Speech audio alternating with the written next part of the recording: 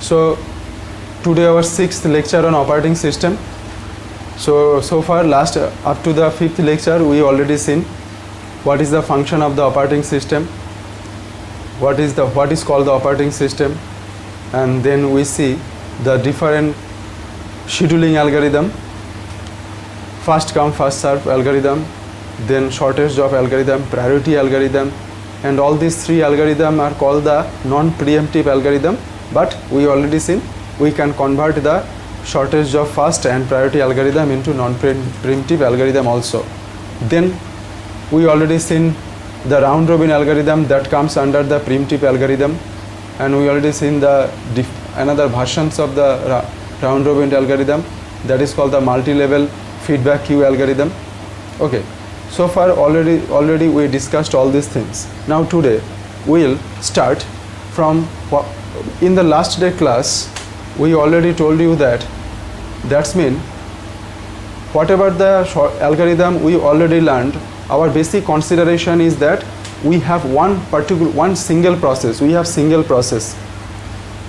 So you have single process and you have multiple jobs, and then you will assign those jobs to execute on this particular single process. But in the modern operating system are not will be satisfied only with the single process. That's mean today the operating system have to deal with the distributed computing environment also. Distributed computing environment. So last day we already seen in the distributed computing environment there are two different model. Okay, so what are those model? কি model ছিল বলতে পারবে? কি model ছিল? হ্যাঁ? No. Distributed computing এর।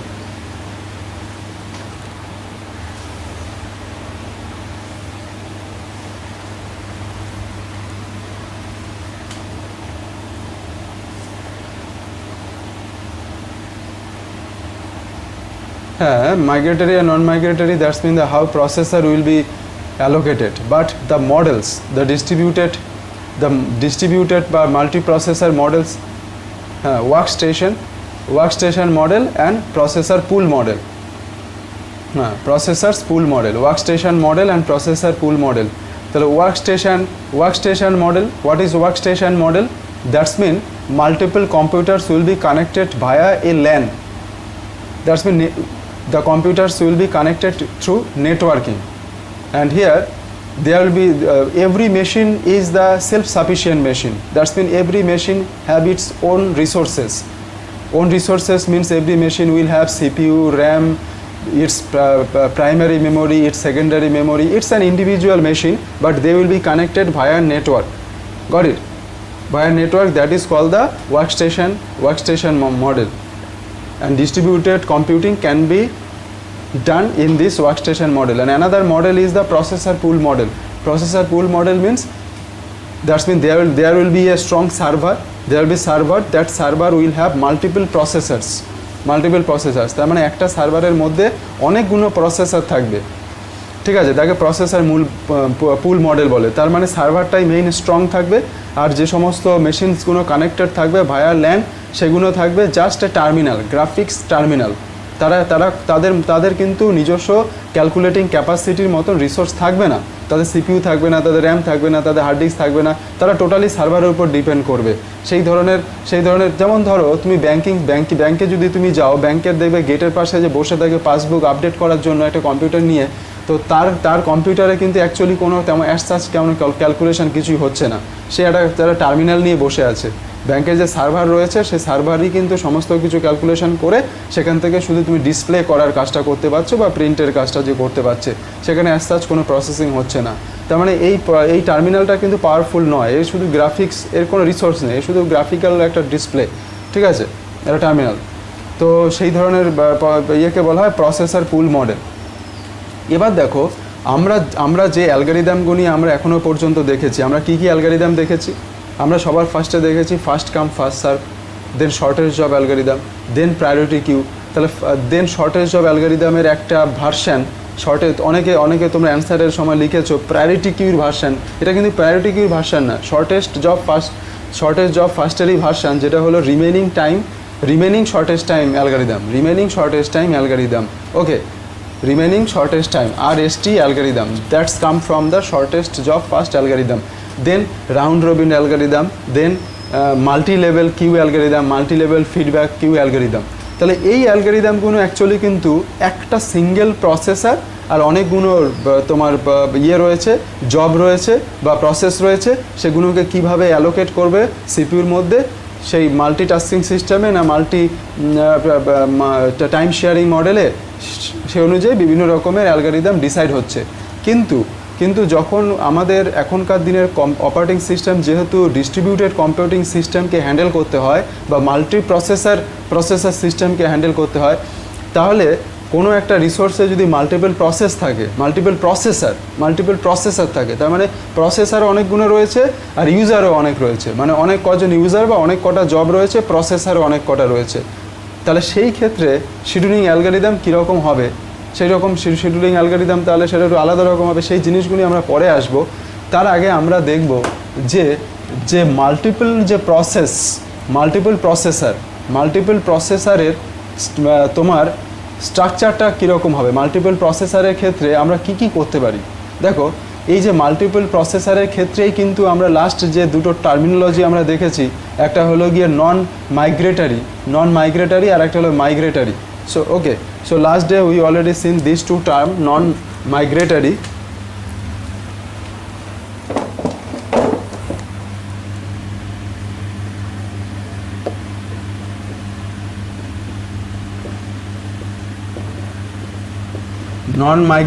আর একটা হলো মাইগ্রেটারি।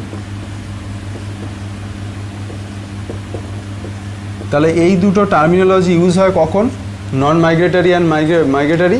এটা হলো গিয়ে প্রসেসর ডিস্ট্রিবিউশন, জবের জন্য প্রসেসরগুলো, ধরো একটা সিস্টেমে অনেক কটা প্রসেসর রয়েছে, তাহলে এবার অনেক কটা জব রয়েছে বা জবগুলো কে কোন প্রসেসরে যাবে, সেই ক্ষেত্রে কিন্তু এই মাইগ্রেটারি আর নন মাইগ্রেটারি কনসেপ্ট আসছে। যদি আমরা যেরকম প্রসেসকে শিডিউল করে দিই, সেরকম প্রসেসরকে শিডিউল করে দেওয়া যায়, যে একটা প্রসেস যখন কোনো একটা প্রসেসরের জন্য শিডিউল হয়ে যাবে, তখন সেই প্রসেসটা শেষ না হওয়া অবধি কিন্তু ওই প্রসেসটা অন্য কোনো প্রসেসরে, মানে ওই জবটা অন্য কোনো প্রসেসরে, তার মানে একটা প্রসেসরে কোনো জব যখন তোমার সিলেক্ট হবে, তখন সেই জবটা কমপ্লিট না হওয়া পর্যন্ত অন্য কোনো প্রসেসরে কিন্তু জবটা শিফট হতে পারবে না। এটা হলো খানিকটা কিসের মতন, শিডিউলিং কোন অ্যালগরিদমের মতন, নন প্রিএমটিভ অ্যালগরিদমের মতন। তাহলে প্রসেসর যদি এইভাবে অ্যালোকেট হয়, তাহলে তাকে বলা হয় নন মাইগ্রেটারি। মাইগ্রেশন কথাটা বোঝো তো, এক জায়গা থেকে আরেক জায়গায় যাওয়াতে মাইগ্রেশন বলে।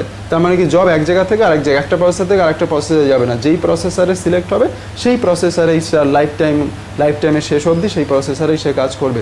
তাহলে সেই ধরনের প্রসেসর ডিস্ট্রিবিউশনকে বলা হয় নন মাইগ্রেটারি। তাহলে মাইগ্রেটারি কি থাকে, অপোজিট। তার মানে হলো কোনো একটা জব কোনো একটা প্রসেসরকে তুমি অ্যালোকেট করলে, তাহলে কি হতে পারে, সেই জবটা ওই প্রসেসরকে ছেড়ে অন্য কোনো প্রসেসরেও যেতে পারে কোনো একটা কারণের জন্য।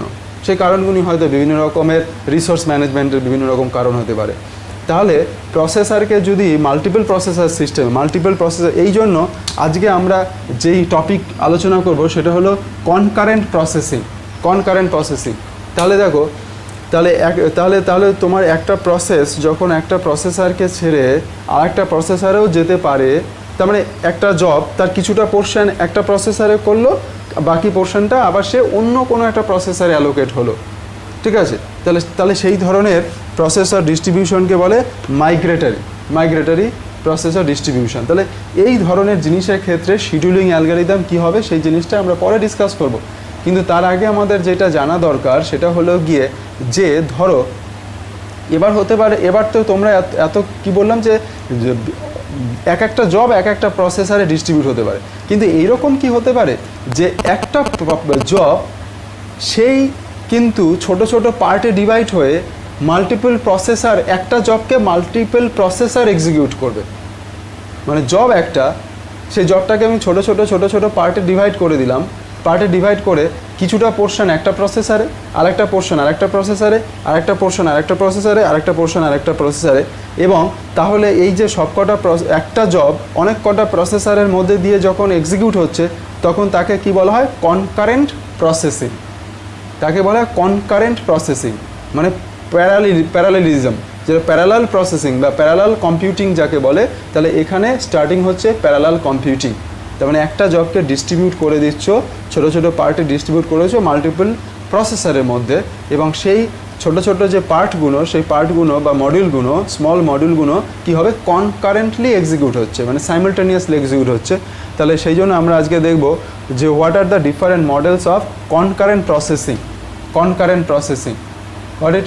তাহলে এই কনকারেন্ট প্রসেসিংটাকে বুঝতে গেলে আমরা প্রথমেই একটা ছোট একটা এক্সাম্পল দিয়ে দেখব যে একটা জবের বিভিন্ন রকমের যে স্টেটমেন্টগুলি আছে সেইগুলিকে সত্যি আমরা কিভাবে ডিস্ট্রিবিউট করতে পারি, বিভিন্ন রকমভাবে আমরা কিভাবে ডিস্ট্রিবিউট করতে পারি।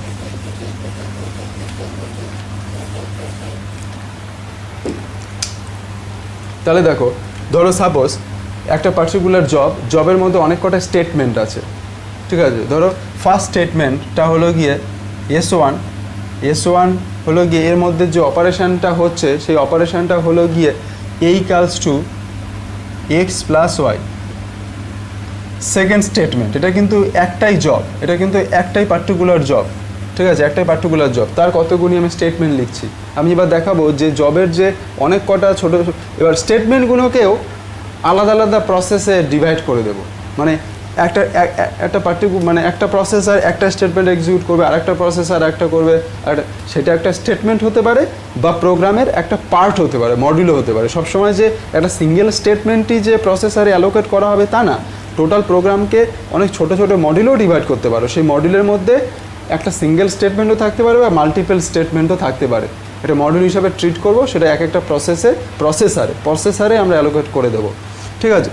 তাহলে তোমার সেকেন্ড ধরো স্টেটমেন্টটা হলো গিয়ে b = z + 1, b = z + 1, and statement 3 = c = a + b, and suppose statement 4 = d = c - 1, ঠিক আছে? তাহলে ধরো সাপোজ এই হলো গিয়ে তোমার একটা পার্টিকুলার একটা জবের এই চারটে স্টেটমেন্ট রয়েছে। এই চারটে স্টেটমেন্টের এবার হলো গিয়ে আমরা একে প্যারালাল প্রসেসিং করব। প্যারালাল মানে তোমার কনকারেন্ট এক্সিকিউশন করব। এবার দেখো, কনকারেন্ট তুমি যে এক্সিকিউশন করবে সব স্টেটমেন্ট, এবার যদি বলি চারটেকেই কি আমরা প্যারালাল এক্সিকিউট করতে পারবো? মানে চারটেকে কি আমি চারটে প্রসেসরে ডিভাইড করে দিতে পারবো? যদি ধরো সাপোজ ফরসে আমরা ধরে নিলাম যে চারটে স্টেটমেন্টকেই প্রথমেই চারটে প্রসেসরে অ্যালোকেট করে দেওয়া হলো, কিন্তু সত্যি কি তাতে কি কাজ হবে? একটু ভালো করে বোঝার চেষ্টা করো। স্টেটমেন্টটা দেখো, A = x + y, খুব ভালো কথা।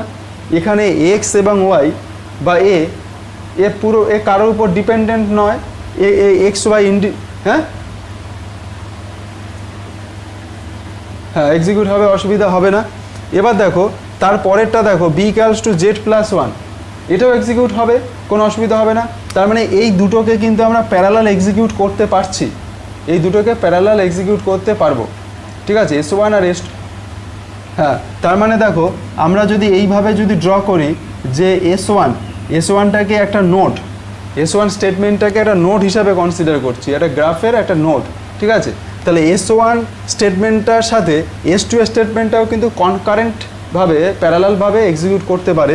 সেই জন্যই একই লেভেলে, গ্রাফের একই লেভেলে আমরা ধরো S2টাও লিখছি একই লেভেলে। কিন্তু এবার দেখো S3তে আসো, when we come into the S3 then we see c = a + b. Now a and b will be modified in statement S1 S2. মানে S1 আর S2 যদি এক্সিকিউট কমপ্লিট না করে তাহলে তো তুমি a আর b কে পাচ্ছ না। যতক্ষণ না পর্যন্ত S1 S2 কমপ্লিট না হবে ততক্ষণ পর্যন্ত কিন্তু তুমি a আর b কে তুমি পাবে না। তাহলে a আর b যদি তুমি না পাও তাহলে এই সিটা কিন্তু এদের সাথে কিন্তু প্যারালালে এক্সিকিউশন পসিবল নয়। মানে তুমি প্রথমে তিনটে প্রসেসরে দিয়ে দিলে, তাহলে তো যা এই প্রসেসরে যে এইটাকে যেই প্রসেসরে দেবে সে কী করে কাজ করবে যদি এই প্রসেসর দুটো যদি ইনপুট না দিতে পারে। সেই কারণেই এই দুটো কিন্তু প্যারালাল এক্সিকিউশন হবে, কিন্তু S3টাকে কিন্তু প্যারালাল করতে পারবো না। কিভাবে করতে পারবো? তাহলে S3টাকে তার পরের লেভেলে এক্সিকিউট করতে হবে। তার মানে এ ইনপুট দেবে তারপর S3 এক্সিকিউট হবে।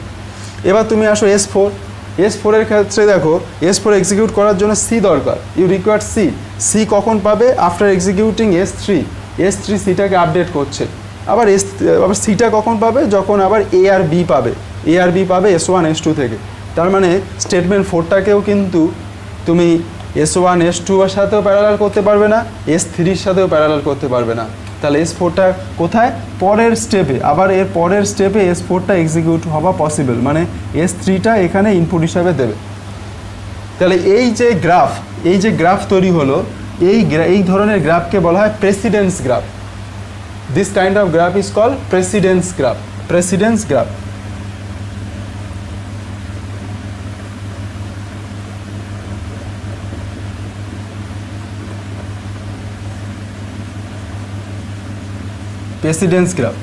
তাহলে এই ক্ষেত্রে আমরা প্রেসিডেন্স গ্রাফ পাই। তারপরে আমরা দেখব ডেটাবেস ম্যানেজমেন্ট সিস্টেম আমরা যখন শিখব, সেখানে ট্রানজ্যাকশন ম্যানেজমেন্ট বলে একটা চ্যাপ্টার আছে ডেটাবেস ম্যানেজমেন্ট সিস্টেমে।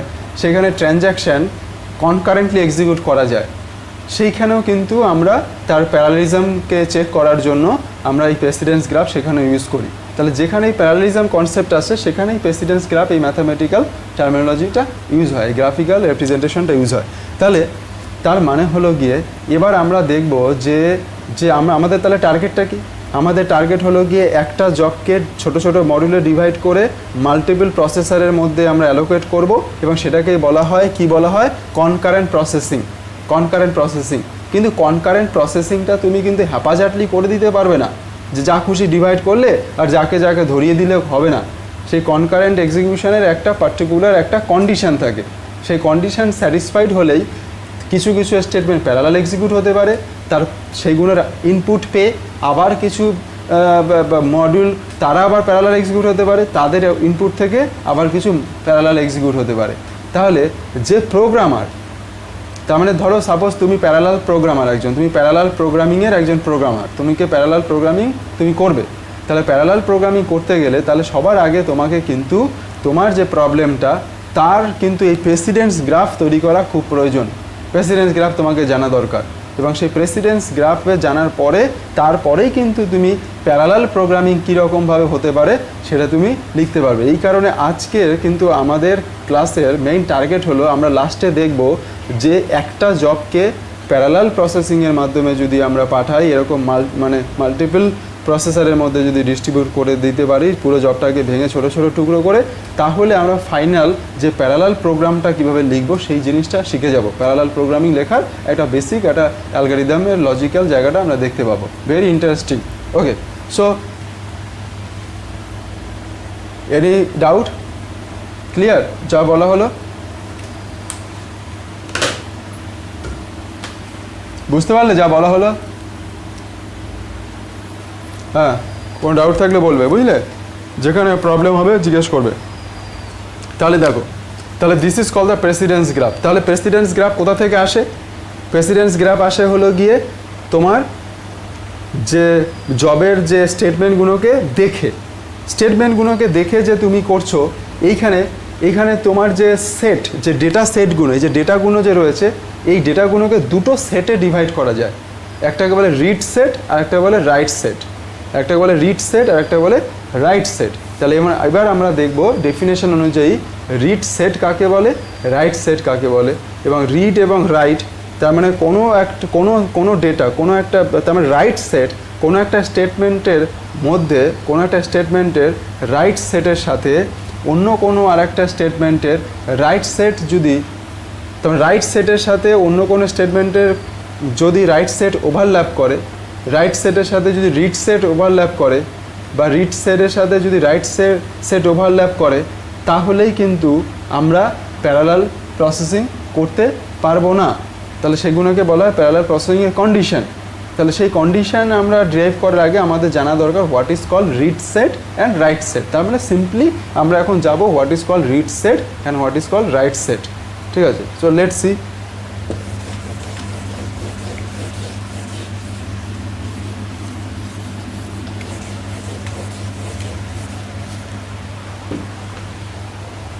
তাহলে রিড সেট, তাহলে দু রকম সেট আছে, একটা হলো রিড সেট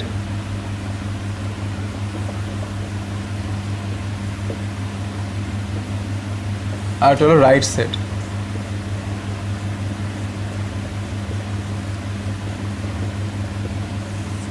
এর প্রতিটা জিনিস একটু একটু করে একদম গুছিয়ে পড়াশুনো করে বুঝে তৈরি হতে থাকো, তুমি দেখবে এইভাবে কন্টিনিউয়াস যদি ক্লাস চলতে থাকে, অলরেডি 5টা ক্লাস হয়ে গেছে, আর 25টা ক্লাসের পরে অপারেটিং সিস্টেম তোমার তৈরি, total operating system you finish. ঠিক আছে, কিন্তু প্রতিদিনের ক্লাস খুব ভালো করে মন দিয়ে শুনতে হবে এবং সেটাকে সুন্দর করে নোট বানিয়ে রাখতে হবে এবং দরকার হলে কবার রিভাইজ দিতে হবে। জাস্ট এইটুকু করে যাও, কত শর্ট টাইমের মধ্যে you will complete your operating system. এবং এই একটা সাবজেক্টকে কমপ্লিট করা যে কতটা মূল্যবান তুমি সেটা জানো না। তুমি আজকে যারা 4th ইয়ার আছে বা যারা 4th ইয়ার পাস করে গেছে, তাদের মধ্যে অনেকেও আছে, তাদের যদি বলা হয় কোনো একটা পেপার, কোনো একটা থিওরি পেপারের উপরে যদি বলে what is your favourite subject, তার একটা সাবজেক্ট অনেকের তৈরি থাকে না, নট এ সিঙ্গেল সাবজেক্ট তৈরি থাকে। আর সেখানে অপারেটিং সিস্টেম এরকম আরও অনেক সাবজেক্ট তৈরি করা দরকার, যেটা অপারেটিং সিস্টেম একটা one of the important subject হিসেবে ট্রিট হতে পারে। ঠিক আছে, তাহলে একটা সাবজেক্ট তৈরি করা কিন্তু জাস্ট তোমাকে কনসিস্টেন্সি বজায় রাখতে হবে। কনসিস্টেন্সি থাকলেই তুমি খুব তাড়াতাড়ি, তুমি ভাবতেও পারবে না কত তাড়াতাড়ি একটা সাবজেক্ট গ্রিপ হতে। অলরেডি কিন্তু আমাদের 6টা ক্লাস হতে চলেছে, আজ 6 লেকচার, তার মানে আর বাকি মাত্র তোমার 24 ডেজের মধ্যে কিন্তু সাবজেক্টটা শেষ হয়ে যাবে। তাহলে read set and right set, ঠিক আছে, বা প্রতিটা জিনিস আজকের জিনিসটাকে যতটুকু বুঝে রাখবে সেটাই দেখবে সামনের দিনে কাজে লেগে যাবে। এবং এই জিনিসগুলোর উপরে দাঁড়িয়ে আমরা একটু করে এগিয়ে যাব। এগুলি সব বেসিক জিনিসের উপরেই দাঁড়িয়ে আস্তে আস্তে প্রত্যেকটা সেটে আমরা এগিয়ে যাব। তাহলে দেখো, তাহলে রাইট সেট হলো গিয়ে, রাইট সেট বলতে রাইট সেটের তাহলে ডেফিনেশন কি? তাহলে রাইট সেট আমরা হলো গিয়ে আর দিয়ে ডিনাইট করি কোনো এর হলো স্টেটমেন্ট আই এর, কোনো স্টেটমেন্ট আই এর কোনগুলোকে রাইট সেট বলবো, মানে কোনো একটা স্টেটমেন্ট আই, যেমন ওই যে স্টেটমেন্ট ছিল না S1 স্টেটমেন্টে কী ছিল? S1 স্টেটমেন্টে ছিল গিয়ে তোমার a equals to x plus y। তাহলে এই যে এই এক্স ওয়াই বা এই তিনটের মধ্যে কোনটা রাইট সেটে পড়ছে আর কোনটা রিড সেটে পড়ছে, সেই জিনিসটাই আমরা বার করব হলো গিয়ে।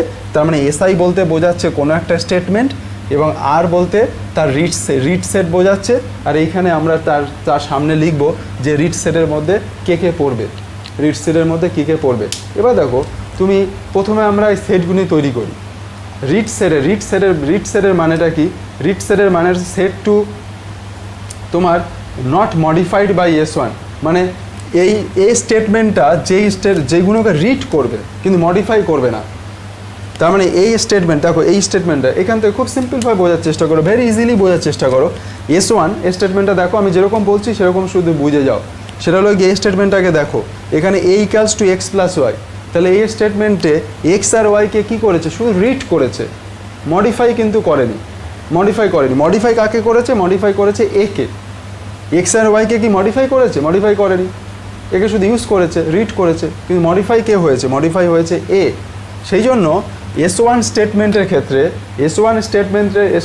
ক্ষেত্রে কিন্তু রিড সেটের মধ্যে যে ভ্যালুগুলো পড়বে সেই ভ্যালুগুলো হলো এক্স অ্যান্ড ওয়াই। কিন্তু আমরা যদি এর রাইট সেট বাড়াই, এর যদি রাইট সেটটা যদি ড্র করি, এই যে S1 স্টেটমেন্টের যদি রাইট সেটটাকে যদি ড্র করি, তাহলে কি আসবে? তাহলে এর রাইট সেটটা আসবে S1 এর রাইট সেট S1, এটা যদি 1ই করে দাও, তুমি S1 করে দাও S1, তাহলে এর রাইট সেটের মধ্যে কি আসবে? এ মানে হলো গিয়ে যে মডিফাই করবে কোনো একটা ভ্যালুকে, শুধু রেফারই করবে না, তাকে মডিফাই করবে। ঠিক আছে, তাহলে দেখো, তাহলে মডিফাই করছে একে। এবার দেখো স্টেটমেন্ট 2তে কী ছিল? স্টেটমেন্ট 2তে ছিল হলো গিয়ে তোমার b equals to z plus 1। তাহলে এইখানে দেখো, তাহলে আমি যদি এবার লিখি যে S2 স্টেটমেন্টের রাইট সেটে কে আছে? S2 স্টেটমেন্টের রাইট সেটে কে আছে? বলো তো জেড অ্যান্ড ওয়ান ওয়ান তো একটা কনস্ট্যান্ট জেড জেড জেড এটা ডেটা সেট বুঝতে পেরেছো ডেটা সেটে যেটা ভ্যারিয়েবল সেটাই আসবে কনস্ট্যান্টটা তো আসবে না আর এখানে তাহলে রাইট সেটের কি হবে স্টেটমেন্ট 2 এর রাইট সেট কি হবে বি অবভিয়াসলি বি এবার যদি আমরা বলি রাইট সেট ফর S3 এর স্টেটমেন্টের রাইট সেটে কি আসবে হ্যাঁ A B very good A B আর এর লাস্টেরটা রাইট সেটে কি আসবে সি আর এর যদি রিড সেট সরি ওখানে রিড সেট আর রাইট সেটে যদি S3 এর রাইট সেটে কি হবে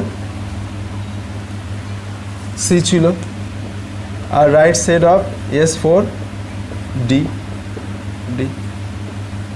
তাহলে এই যে সেটগুলি তুমি যে বানালে right set and read set তাহলে এবার দেখো এবার কন্ডিশনটা কি যে এবার হলো গিয়ে যে S1 এই যে S1 S2 S3 S4 এই চারটে যে স্টেটমেন্ট রয়েছে কে কার সাথে প্যারালাল এক্সিকিউশন হতে পারবে কি পারবে না কারোর সাথে প্যারালাল এক্সিকিউশন হতে পারবে কি পারবে না সেটা আমরা কি কন্ডিশন দিয়ে আমরা জাজ করব কন্ডিশনটা হলো গিয়ে এটা যে যদি তোমার কোনো একটা স্টেটমেন্টের রিড কোনো একটা স্টেটমেন্ট বলতে এসআই বোঝাচ্ছি কোনো একটা জেনারেল এই জন্য এসআই লেখা হয়েছে কোনো স্টেটমেন্টের যদি রিড সেটের সাথে যদি তোমার ইন্টারসেকশন যদি হয় কার সাথে রাইট সেটে রাইট এসআই মানে এই দুটো ভ্যালুর মধ্যে যদি তার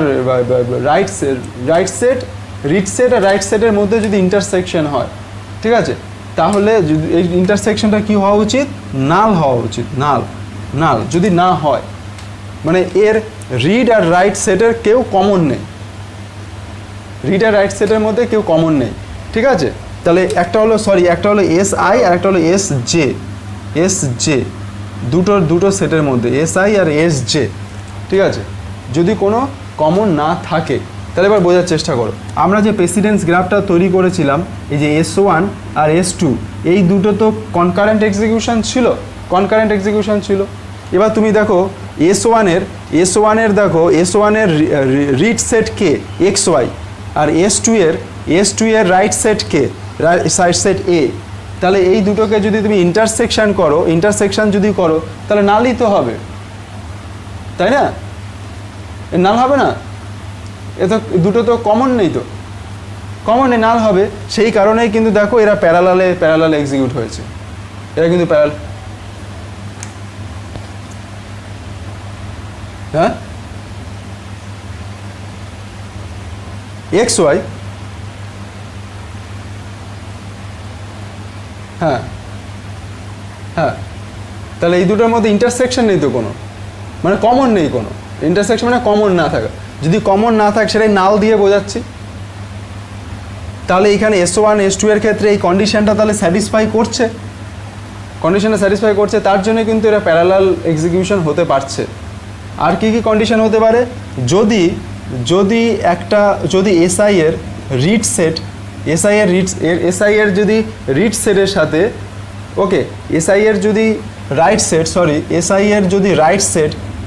রাইট সেটের সাথে ইন্টারসেকশন হয় read set of SJ equals to নাল তাহলে দেখো এইখানে দেখো এখানে দেখো S1 এর কত A আর এটা হলো গিয়ে রিড সেটের XY মানে এটা একই ব্যাপার হচ্ছে আর কি কন্ডিশন চারটে কন্ডিশন আছে এখানে তার মানে হলো দুটো স্টেটমেন্ট এটা SI SJ এর রাইট সেট আর এর রিড সেট রিড সেট আর কি হতে পারে right set of SI right set of SJ equals to নাল তাহলে কটা কন্ডিশন হয়ে গেল তিনটে কন্ডিশন হলো আর হলো গিয়ে রিড সেটের তোমার ইন্টারসেকশন হবে রিডের সাথে এটা যদি নট নাল হয়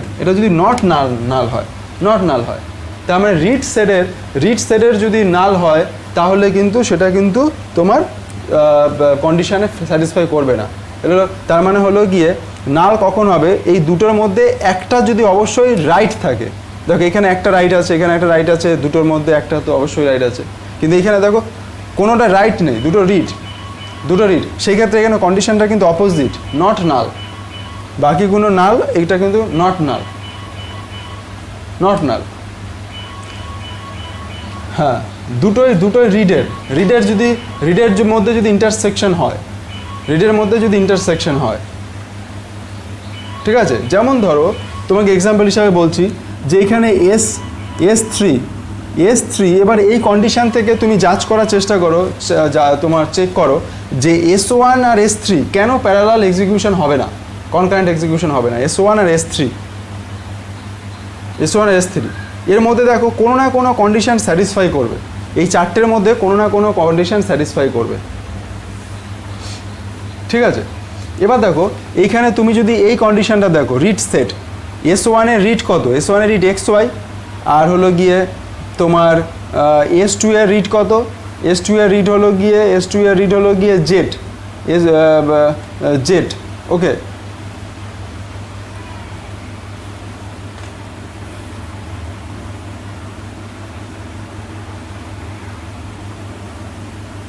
ওকে, এখানে নট নাল বা নট নাল দুটোই হতে পারে, ঠিক আছে।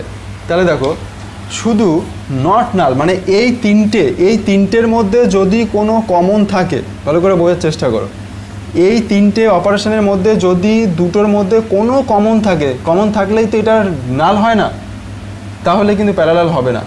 কিন্তু রিড যদি অপারেশন হয়, মানে রিড সেটের মধ্যে যদি কমন থাকে বা নাও কমন থাকে তাহলেও হবে, মানে কমন হলেও হবে, মানে একমাত্র দুটোরই যদি রিড সেট যদি ম্যাচ করে যায় তাহলেও কিন্তু প্যারালাল কন্ডিশন হতে পারে। বুঝতে পারলাম? তাহলে দেখো এই যে S1 আর S3 কথা ভাবো, S1 এর কত XY, আর তোমার S3 এর কত S3 তাহলে তুমি এবার দেখো S1 S3 এর রাইটের মধ্যে কি হবে, রাইটের মধ্যে যদি হয় S1 এর হলো গিয়ে রাইট অপারেশন, S1 এর রাইট হলো এ আর এর রাইট হলো তোমার 3তে হলো C। এবার দেখো তোমার one and read operation of S3, right operation of S1 and read operation of. এবার দেখো এই কন্ডিশনটা দেখো, এই যে S1 আর S3 কেন কনকারেন্ট এক্সিকিউশন হতে পারবে না। দেখো এখানে দেখো এবার এই চারটে কন্ডিশনের মধ্যে তুমি এই কন্ডিশনটাকে নাও, সেকেন্ড কন্ডিশন, ঠিক আছে। সেকেন্ড কন্ডিশনে কি বলছে, রাইট সেট অফ S1, তো রাইট সেট অফ S1 এ কে আছে, এ আছে, তাহলে এর সাথে ইন্টারসেক্ট কাকে করছো, একে করছো এইটা দেখো, the read set of S3, তা রিড সেট অফ S3-তে কে আছে, AB আছে, তাহলে এর সাথে ইন্টারসেকশন হচ্ছে AB, তাহলে কি হচ্ছে, এটা কি নাল হচ্ছে না, কমন চলে আসছে। তার মানে কি এই চারটে কন্ডিশনের মধ্যে এই কন্ডিশনটার অনুযায়ী কিন্তু ভায়োলেট করে যাচ্ছে, তাই না, এই কন্ডিশনে কিন্তু ভায়োলেট করে যাচ্ছে। এই কারণেই কিন্তু S1 না এই চারটের মধ্যে কোনো এই চারটেই যদি স্যাটিসফাই করে তাহলে তোমার কনকারেন্ট এক্সিকিউশন হবে। হ্যাঁ, চারটাই চেক করতে হবে। আর যদি চারটের মধ্যে কোনো একটা কন্ডিশন যদি স্যাটিসফাই না করে তাহলে কনকারেন্ট হবে না। সেটাই আমি দেখালাম যে S1 আর S3-র মধ্যে এই যে সেকেন্ড যে কন্ডিশনটা, এটাতেই কিন্তু স্যাটিসফাই করছে না, কারণ এই দুটো কন্ডিশন দেখো, এখানে যদি WS1 মানে হলো গিয়ে A, আর S3 কত AB, তাহলে A ইন্টারসেকশন AB, তাহলে এই দুটোর ক্ষেত্রেই কিন্তু কি হচ্ছে, এটা ইউনিয়ন হয়ে গেছে, এটা ইন্টারসেকশন হবে, এখানে কিন্তু কমন হয়ে যাচ্ছে A, তার মানে এটা ভায়োলেট করে যাচ্ছে।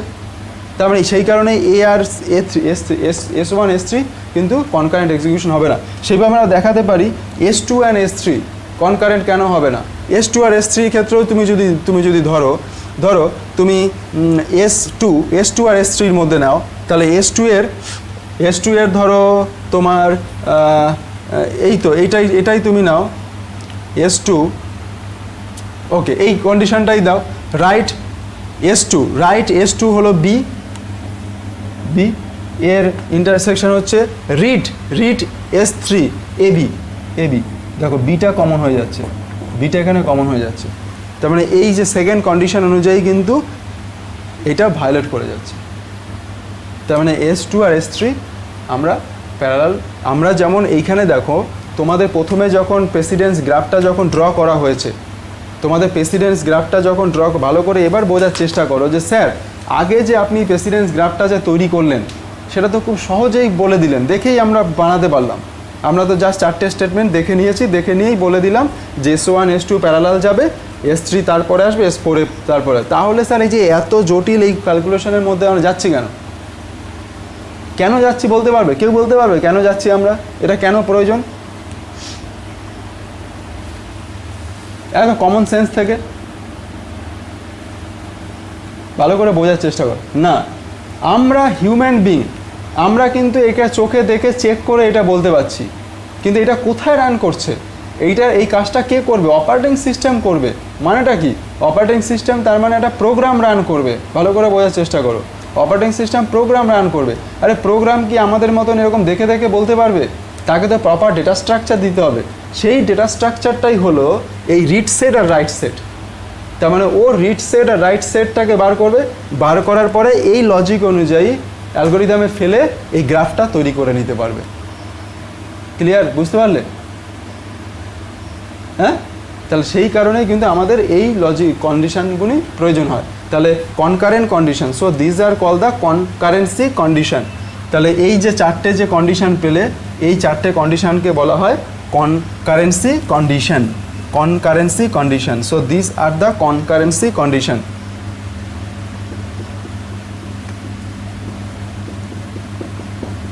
Concurrency condition. Concurrency condition. Got it? তাহলে concurrency condition থেকে concurrency conditionের মধ্যে কি দরকার আমার জানা দরকার হলো রিড সেট আর রাইট সেট। প্রতিটা স্টেটমেন্টে রিড সেট আর রাইট সেট। তাহলে প্রোগ্রাম কি করবে? প্রতিটা স্টেটমেন্টে রিড সেট রাইট সেট বার করে নেবে, তারপর কনকারেন্ট কন্ডিশন অনুযায়ী চেক করবে, চেক করার পরে the program will generate the precedence graph. তাহলে প্রেসিডেন্স গ্রাফ যখন আমরা একবার পেয়ে যাব, সেটা প্রোগ্রামই নিশ্চয়ই বার করবে। বা আমরা এখানে কি দেখি, এখানে ম্যানুয়ালি আমরা দেখাই। আমরা থিওরি যখন পড়ি তখন অ্যাকচুয়ালি আমরা কি করছি, আমরা করছি প্রোগ্রাম ঠিক যেইভাবে লজিক খাটাচ্ছে, যেইভাবে করছে, সেটাই আমরা ম্যানুয়ালি করে দেখানোর চেষ্টা করছি, আর তো কিছু না। কিন্তু অ্যাকচুয়ালি প্রোগ্রাম তো এটা করবে তার লজিক দিয়ে, প্রোগ্রাম লিখে, ঠিক আছে? তাহলে এইখানে দেখো, তাহলে প্রোগ্রামও ঠিক যেইভাবে করবে আমরা সেইভাবেই দেখাচ্ছি। যে প্রথমে তোমার স্টেটমেন্টগুলোর মধ্যে থেকে রিড সেট আর রাইট সেট তৈরি করবে, তারপরে এই কনকারেন্সি যে কন্ডিশন থেকে ও কী করবে, প্রেসিডেন্স গ্রাফ তৈরি করবে। তাহলে প্রেসিডেন্স গ্রাফ কীরকম তৈরি হবে? এই যে এইরকমভাবে প্রেসিডেন্স গ্রাফ তৈরি হবে। এই প্রেসিডেন্স গ্রাফ যখন আমরা পেয়ে যাব, তারপরেই আমরা বানাতে পারবো প্যারালাল প্রোগ্রামিং। তাহলে এই প্রেসিডেন্স গ্রাফ যদি হয়, তাহলে আমরা কীভাবে প্যারালাল প্রোগ্রামিং আমরা লিখতে পারবো। এবার আমরা লাস্ট ফেজে আমরা দেখব যে from a given precedence graph how we can write down the parallel program. Got it? So that also very interesting topic. So let's see. At first we will see a precedence graph. Then from that precedence graph we will write the parallel program.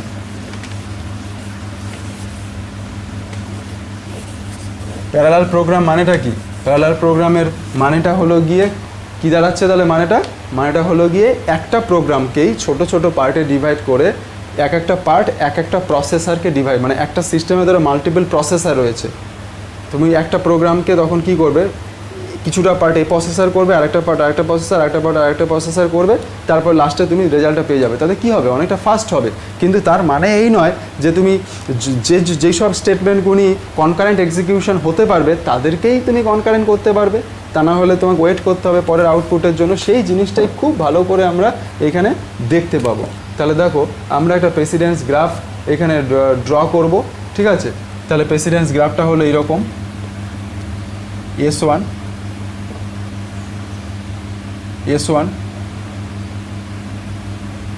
S2 S3 S4 S5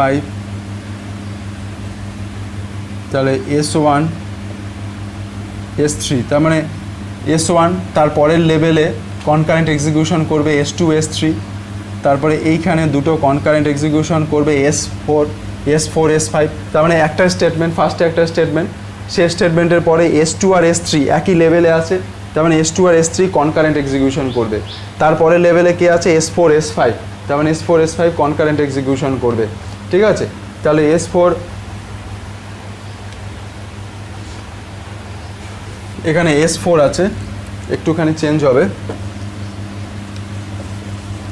এখানে প্রথমে এরপরে একটা level আছে S4 তাই S4 থেকে দুটো branch তৈরি হবে একটা হবে S5 আর একটা হলো S6 তারপরে লাস্টে হবে গিয়ে S7 তাহলে S7 হলো গিয়ে লাস্টে এক্সিকিউশন হবে তাহলে এই হলো গিয়ে ধরো একটা precedence graph suppose you are given this precedence graph তার মানে একটা জবের এখানে 7টা স্টেটমেন্ট আছে স্টেটমেন্টগুলো কীরকমভাবে রয়েছে S1 তারপর S2 S3 প্যারালাল এক্সিকিউট করতে পারবে তারপরে লেভেলে S4 মানে S3 S2 এক্সিকিউট না করলে S4 হবে না S4 এক্সিকিউট করার পরে S5 আর S6 এক্সিকিউট করতে পারবে তাহলে দেখো যখন S5 F6 এক্সিকিউট করবে তখন S3ও প্যারালাল তখন এই তিনটে প্যারালাল এক্সিকিউট করতে পারবে concurrently S5 S6 and S3 these three can be execute concurrently আর তাহলে এই তিনটে যখন ফিনিশ হবে দেন অনলি S7 তো সবাই কিন্তু একবারে কনকারেন্ট এক্সিকিউশন করবে তা না সেটা তোমাকে প্রেসিডেন্স গ্রাফ থেকে আমরা বুঝতে পারবো তাহলে এই প্রেসিডেন্স গ্রাফ থেকে আমরা যদি একটা প্যারালাল প্রোগ্রামিং যদি লিখি তাহলে সেই প্যারালাল প্রোগ্রামিংয়ের কনসেপ্টটা কীরকমভাবে দাঁড়াবে ঠিক আছে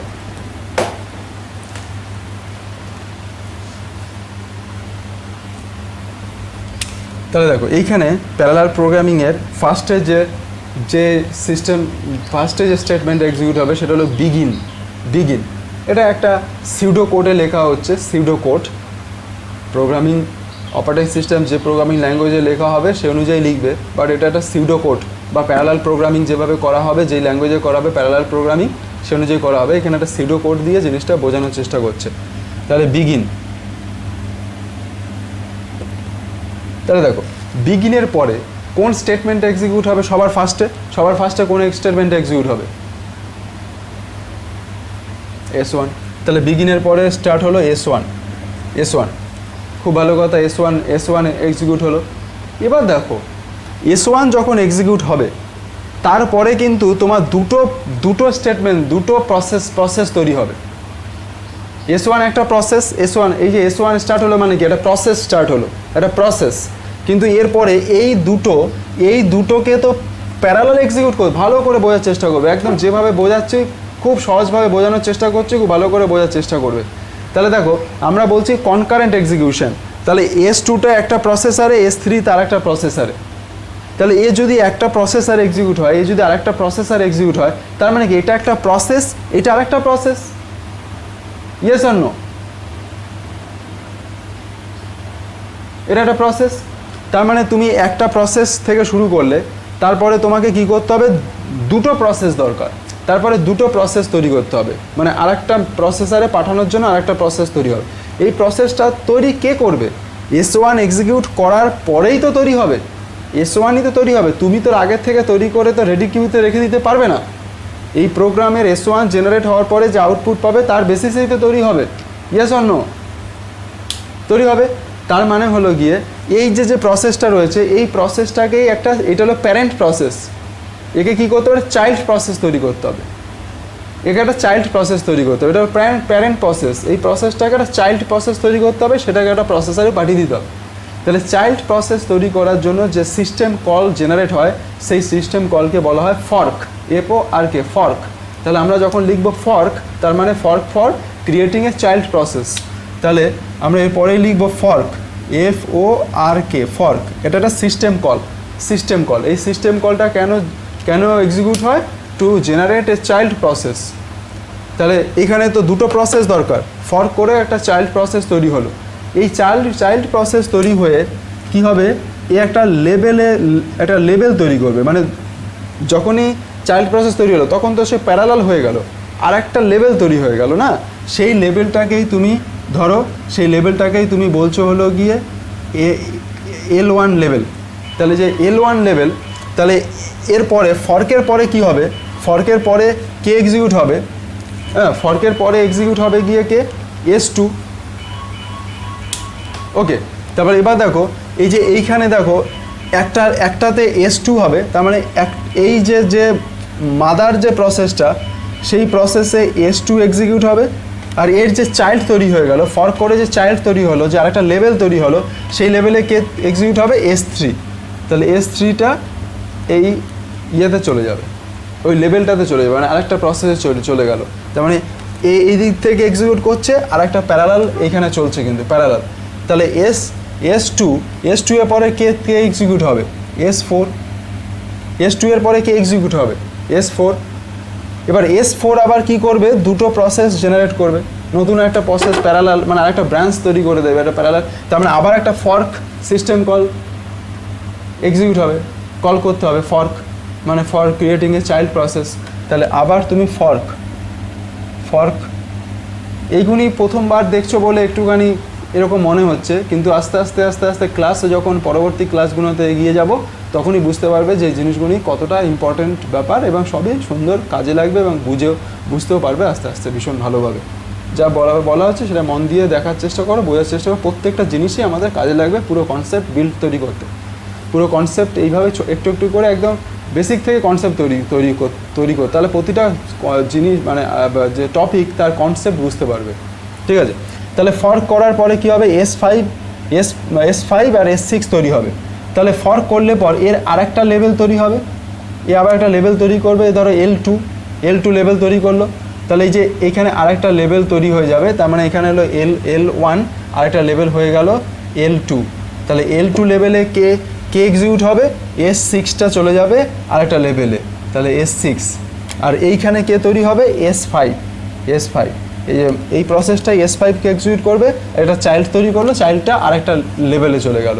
এইখানে একটা কি করলো, S1 কি করলো, একটা S2কে এখানে এক্সিকিউট করলো পরপর, আর একটা এর যে চাইল্ড, সেই চাইল্ডটাকে আরেকটা লেভেলে পাঠিয়ে দিল। ব্যাপারটা এইভাবে বোঝার চেষ্টা করো। তাহলে S5 হয়ে গেল। এবার দেখো এখানে আবার তিনটে কিন্তু প্যারালালে চলছে কনকারেন্ট, একটা হলো S5 কনকারেন্ট এক্সিকিউশন হচ্ছে, আর একটা লেভেলে চলছে S6, আর একটা লেভেলে চলছে S3। এই তিনটে এবার কনকারেন্ট এক্সিকিউশন করছে, কিন্তু এই তিনটে এসে দেখো S7 এসে কিন্তু তিনটে মিলছে, তার মানে এই তিনটে এক্সিকিউট কমপ্লিট না হলে কিন্তু S7 কাজ করতে পারবে না। যতই তুমি প্যারালাল বলো, তাতে কিন্তু একটা স্টেটমেন্ট আর একটা স্টেটমেন্টের উপরে ডিপেন্ডেন্ট থাকলে তখন কিন্তু তোমাকে ওয়েট করতে হবে। তাহলে তুমি দেখো, তাহলে এই তিনটে এক্সিকিউট কমপ্লিট হলেই S7 হবে, ঠিক আছে। তাহলে এইখানে কি করতে হবে, এই তিনটে এসে জয়েন করছে, তার মানে এই তিনটে এই জায়গাটা এখানে একটা অ্যারো হবে, তাহলে এই তিনটে এখানে এসে জয়েনিং করার পরে S7 হবে। তাহলে এইখানে সেই জন্য এখানে কি হবে, এখানে জয়েন্ট স্টেটমেন্ট এক্সিকিউট হবে, জয়েন্ট স্টেটমেন্ট এক্সিকিউট হবে, ঠিক আছে। জয়েন্ট স্টেটমেন্ট যে এক্সিকিউট হবে এর জন্য একটা লেভেল তৈরি করে দাও, লেভেল L3। তাহলে দেখো এইখানে দেখো এই যে S3 তাহলে কোন লেভেলে যাবে, এইটা শেষ হওয়ার পরে কোথায় যাবে, জয়েনে যাওয়া মানে কি L3তে, যেমন সিতে করি না গো টু, সেই জন্য আমরা এখানে এটা যদি শেষ হয়ে যায় তাহলে গো টু কোথায় হবে, L3, কোথায় গিয়ে জয়েন হবে, L3, মানে এখানে গিয়ে জয়েন হবে, এইখানে সবকটা গিয়ে জয়েন হবে। তাহলে এইটা তো এখানে তো জয়েন হচ্ছেই, গো টু L3 মানে কি এখানে গিয়ে জয়েন হচ্ছে। এবার এইখানেও তাহলে লিখবো গো টু L3, তার মানে এইটাও যখন শেষ হয়ে যাবে এও এই L3তে এসে জয়েন করবে, তার মানে গো থ্রু L3 করে এখানে এসে জয়েন করছে, গো টু L3 মানে এখানে এসে জয়েন করছে, আর S5ও এখানে জয়েন করছে, তার মানে এই তিনটে এখানে এসে জয়েন করছে। জয়েন করার পরে লাস্টে কে থাকবে, লাস্টে হলো গিয়ে S7 হয়ে গেল, তারপর অ্যাট লাস্ট এন্ড। তাহলে এইটা হলো, এবার দেখো এইখানে একটা আর্গুমেন্ট থাকবে, this argument is call count. এখানে কটা স্টেটমেন্ট এসে জয়েন করছে, তিনটে, সেই জন্য কাউন্টের ইনিশিয়াল যে ভ্যালু, এইখানে আমি কাউন্টের ইনিশিয়াল ভ্যালু লিখব, এখানে কাউন্টের ইনিশিয়াল ভ্যালু লিখব, কাউন্টের ইনিশিয়াল ভ্যালু হবে তোমার 3, কাউন্টের ইনিশিয়াল ভ্যালু হবে 3, ঠিক আছে। এই যেহেতু তিনখানা এসে মিলছে সেই জন্য কাউন্টের ইনিশিয়াল ভ্যালু এখানে 3 হবে, ঠিক আছে। এবার দেখো এই যে জয়েন কাউন্ট, এই স্টেটমেন্টটা কিভাবে এক্সিকিউট করছে। জয়েন কাউন্ট, জয়েন কাউন্টে কি হচ্ছে, ইফ কাউন্ট ইকালস টু, তোমার যদি count equals to count minus, join কাউন্টের প্রথমে কি হবে, কাউন্ট একটা মাইনাস হবে, count equals to count -1, if count not equals to 0, then not equals to 0, then quit। দেখো ভালো করে বোঝার চেষ্টা করো, এটা খুব ভালো কনসেপ্ট, যদি একবার বুঝতে পারো খুবই ভালো লাগবে। দেখো এখানে যখন এই তিনটে প্রসেস, তার মানে কি এইখানে এসে যখন তিনটে মিলবে, তাহলে মেলার আগে, জয়েন হওয়ার আগে তিনটে প্রসেস রান করছে। একটা প্রসেস হলো S5, একটা প্রসেস হলো S6, আর একটা প্রসেস হলো X3। তিনটে প্রসেসর রান করছে। এবার আমরা তো জানি না যে কে আগে শেষ হবে, কোন প্রসেসটা আগে শেষ হবে, কিন্তু এই তিনটে এসে জয়েন করবে কিন্তু এই লেভেলে এসে, এই জয়েন এসে এর মধ্যে হতে পারে এটা আগে ফিনিশ হবে, শেষ হয়ে যাবে, বা এই প্রসেসটা আগে শেষ হবে, বা এই প্রসেসটা আগে শেষ হবে। তাহলে ধরো কেউ না কেউ তো আগে শেষ হবে, তাহলে সে তো আর S7কে তো আর এক্সিকিউট করতে পারবে না যতক্ষণ না পর্যন্ত বাকি দুটোও শেষ না হচ্ছে। সেই কারণেই কিন্তু জয়েন কাউন্টটা কিভাবে কাজ করবে, হলো গিয়ে জয়েন কাউন্ট লেখার মানেটা হলো কাউন্ট কি করবে, যখনই এখানে এসে জয়েন করছে, জয়েন করার সাথে সাথে কাউন্টের ভ্যালু 1 বেড়ে যাবে, কাউন্ট ইকালস টু কাউন্ট +1 হয়ে যাবে, কাউন্ট +1। তাহলে দেখো কাউন্ট -1, তাহলে কাউন্ট ইনিশিয়াল ভ্যালু ছিল কত, 3 থেকে ধরো সাপোজ এ প্রথমে শেষ হয়ে গেল, যেই জয়েন করলো এই জায়গাটা এসে L3-তে এই স্টেটমেন্ট এক্সিকিউট হলো, কাউন্ট ইকালস টু কাউন্ট -1, মানে কাউন্টের ভ্যালু 2 হলো, 2 নট ইকালস টু 0। এটা তো স্যাটিসফাইড করছে না, কি করছে, কুইট করে যাচ্ছে। কুইট মানে কি, ওই প্রসেসটা এন্ড হয়ে যাচ্ছে, কিন্তু কাউন্টের ভ্যালু এখন কত হয়ে গেল, 2 হয়ে গেল। এবার তারপরে ধরো এই প্রসেসটা শেষ হলো, এই প্রসেসটা জয়েন করলো, এ জয়েন যখন করবে তখন দেখবে কাউন্টের ভ্যালু 2, তাহলে আরও এ করলো কি, কাউন্ট ইকালস টু কাউন্ট -1, মানে 2 এর থেকে আরও 1 ভ্যালু কমিয়ে দিল, তার মানে এখন কাউন্টের ভ্যালু হয়ে গেল কত, 1 হয়ে গেল, কিন্তু 1 নট ইকালস টু 0, এটাও স্যাটিসফাই করছে না, তাও কুইট করে যাচ্ছে, মানে এই প্রসেসটা কুইট করে যাচ্ছে, ঠিক আছে। এই প্রসেসটা এখানে এসে কুইট করে যাচ্ছে, কিন্তু S7কে এক্সিকিউট করতে পারছে না, কারণ S7 এক্সিকিউট করবে তখনই যখন এই তিনটে এসেই জয়েন করবে, এখনও তো এ শেষ হয়নি। তখন S5 যখন এখানে এসে জয়েন করছে তখন কাউন্টের ভ্যালু রয়েছে 1, সে তখন যখন করবে তখন কাউন্টের ভ্যালু আরও 1 কমিয়ে দেবে, কমিয়ে দিলে আগে ছিল প্রিভিয়াসলি 1, তাহলে 1 - 1 মানে এখন কাউন্টের ভ্যালু হয়ে গেল 0। তারপর if count not equals two 0, তাহলে এটা স্যাটিসফাই করে যাচ্ছে, নট ইকালস টু, এটা তোমার স্যাটিসফাই করে, এই কন্ডিশনটা স্যাটিসফাই করে যাচ্ছে, 0 হয়ে যাচ্ছে, ঠিক আছে। তখন কি করবে, ফলস হয়ে যাচ্ছে, কন্ডিশনটা তখন ফলস হয়ে যাচ্ছে, ফলস হয়ে গেলে পর তখন এই যে কুইট করছে না, ওই প্রসেসটা তখন কুইট করবে না, তখন ওই প্রসেসটা কি করবে, তোমার S7কে এক্সিকিউট করবে, S7কে এক্সিকিউট করে এন্ড করে দেবে। তাহলে আমরা তাহলে যদি আরেকবার যদি দেখি তাহলে কিভাবে ব্যাপারটা আমরা এগোলাম, সেটা হলো গিয়ে আমাদের তোমার ডিস্ট্রিবিউটেড কম্পিউটিং সিস্টেমের ক্ষেত্রে আমরা দেখতে পাই যে একাধিক, we have multiple processor and multiple jobs, then multiple job can be distributed into multiple processor. For that purpose there will be different scheduling algorithm, but if we consider that there is a single job and multiple processor and then our assumption is that can we distribute a single job into multiple processor, not, got it? So then we have to divide the whole job into the small portions of the program, that is called that may be a single statement or multiple statement, that will create a block, then every block will be assigned to the different processor, and that condition is called concurrent execution. So for concurrent execution we have to create the precedence graph. তাহলে concurrent execution এর ক্ষেত্রে আমরা কিভাবে parallel programming লিখতে পারবো, to write down the parallel programming we have to create the precedence graph. So we already seen how to create the precedence graph, and then after creating the precedence graph we can write down the parallel programming code. So and we already seen one example of writing the parallel programming code. Now we will see another example of parallel programming code through another precedence graph. So now this was the first example. In the second example we will take another precedence graph, and then whatever we understood we easily can write down another parallel programming code from the given precedence graph. So let's see what is the second precedence graph. Our second precedence graph is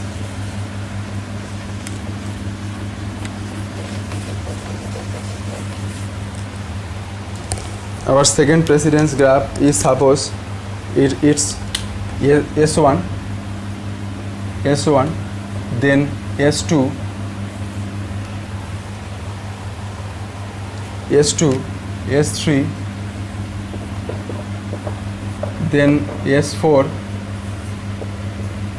S5, then S6 and S7. এবার দেখো, what is the difference between this precedence graph with the previous precedence graph? In the previous precedence graph we seen that there was only one joining portions. একদম last এন্ডেই দেখো তিনটে process এসে এক জায়গায় join করছে, কিন্তু এখানে দেখো দুটো জায়গায় জয়েনিং হচ্ছে। একটা জয়েনিং হচ্ছে S6-এ, এখানে এই দুটো প্রসেস এসে জয়েন হচ্ছে, আর একটা হলো S7-এ, এখানে S6 আর S3 জয়েন হচ্ছে। তাহলে এখানে দুটো জায়গায় জয়েনিং হচ্ছে। তাহলে এইরকম যদি হয় তাহলে এইখানে আমরা কিভাবে লিখব? তাহলে what will be hour parallel programming? Begin হওয়ার পরে কি হবে? ফার্স্টে কি এক্সিকিউট হবে? S1 এক্সিকিউট করার পরে কি হবে? ফর্ক। এখানে দুটো প্রসেস হচ্ছে, একটা ফর্ক তৈরি হবে, ফর্ক তৈরি হলে একটা লেভেল তৈরি হবে, একটা লেভেলে কে চলে যাবে? S3 চলে যাবে, ঠিক আছে। তারপরে কি হবে? এখানে S2 এক্সিকিউট হবে, S2 এর পরে কি হবে? আবার দুটো তোমার দুটো চাইল্ড তৈরি হয়ে যাবে, তাহলে আবার একটা ফর্ক তৈরি হয়ে গেল। আরেকটা লেভেল তৈরি করো L2, তাহলে L2 লেভেলের মধ্যে কে যাবে? S5 চলে গেল, S5। তাহলে তোমার এখানে ফর্ক তৈরি হয়ে গেলে তারপরে এখানে আর কে পড়ে থাকবে? S4 এক্সিকিউট হবে। তারপরে X4 এর পরে এইখানে কে হবে? এখানে জয়েন হবে, জয়েন কি হবে? লেভেল L3, তাহলে জয়েন কাউন্ট 1, এটা হলো কাউন্ট 1। কাউন্ট এখানে তাহলে আমরা লিখতে পারি কাউন্ট 1 ইকুয়ালস টু কটা জয়েন্ট হচ্ছে? দুটো, সো কাউন্ট ইকুয়ালস টু 2। তাহলে এখানে কী হবে? এখানে দুটো জয়েন করছে, তার মানে হলো গিয়ে আইদার S4 বা S5 জয়েন্ট হতে পারে, তাহলে S5 জয়েন হবে। তারপরে গো টু L3, তারপর জয়েন হলো। তারপর জয়েন হওয়ার পরে এ কী করবে? S6কে এক্সিকিউট করবে, X6কে এক্সিকিউট করে আবার একটা জয়েন অপারেশন হবে। ধরো ভেরিয়েবলটা হলো আর্গুমেন্ট হলো কাউন্ট 2, এই কাউন্ট 2টাও দুটো প্রসেসকে যেহেতু জয়েন করছে সেই জন্য কাউন্ট 2 ইকুয়ালস টু 2। এখানে লেভেল 4 হবে, লেভেল 4। তাহলে লেভেল 4 তাহলে কে আসবে? S3, তাহলে এখানে কি হবে? গো টু L4, তারপর কি হবে? S7 R this the end. তাহলে বুঝতে পারলে ওই কনসেপ্ট অনুযায়ী we already from this precedence graph we write down the parallel programming. বুঝতে পেরেছো সবাই? ক্লিয়ার?